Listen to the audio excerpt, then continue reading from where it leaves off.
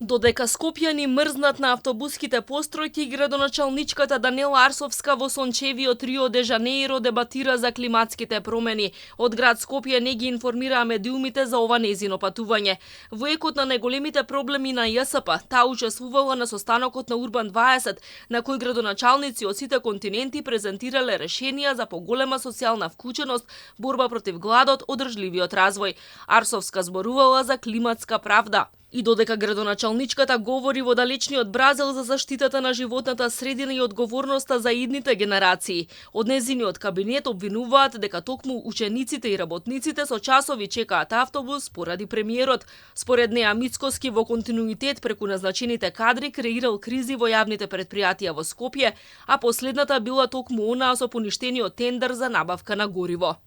Нова криза со која го остава ЈСП без нафта, а Скопјани без јавен превоз, како смислено сценарио за орнисување на предпријатието. Кадарот на ВМРО ДПМН во Бирото за јавни набавки, Маре Богева, креира криза во ЈСП за гориво, со тоа што за прв пат од постоењето на предпријатието ја поништи редовната јавна набавка за гориво во ЈСП, како смислено сценарио.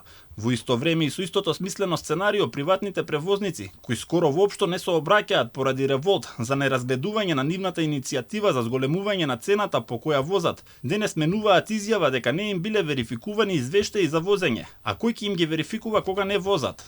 Бирото за јавни набавки реагира дека ЈСП избрало неприфатлива понуда за набавка на гориво. Тоа била единствената понуда. Тендерот бил поништен поради неправилности. Спроведената контрола, која се врши редовно за набавки поголеми од 500.000 евра, утврдила дека избраната понуда не ги исполнувала условите пишани во тендерската документација, а кои самото ЈСП ги навело како задолжителни при изборот на фирма. Таквите инструкции се согласно член 177 став 3 од законот. Напоменуваме дека ЈСП не ја искористил ниту можноста да ги оспори инструкциите на бирото преку механизмите што му стојат на располагање во законот, од едноставна причина што станува збор за правилно утврдена фактичка состојба од страна на бирото и исход на постапката, кој не може да биде поинаков, а да биде согласно со законот. Оттаму целосно ги отфрлаат на водите на градот и велат дека локалната самоуправа изнесува клевети. Додаваат дека требало навремено да реагираат и да ги искористат законските можности кои им стојат на располагање да се задоволат итните потреби за гориво. И јавното обвинителство даде насоки да се испитаат тендерските постапки на ЈСП.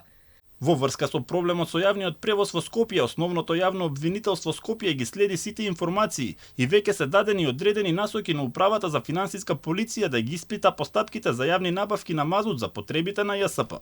ЈСП се снабдуваше со гориво од нафтената компанија Путско Петрол, кон која има долг од 10 милиони евра. Скандалозниот договор беше склучен во 2022 година, кога ЈСП потпиша 2-годишен договор за набавка на гориво во вредност од 27 милиони евра по 118 денари за литар, иако цената во малопродажба тогаш изнесуваше 90 денари за литар.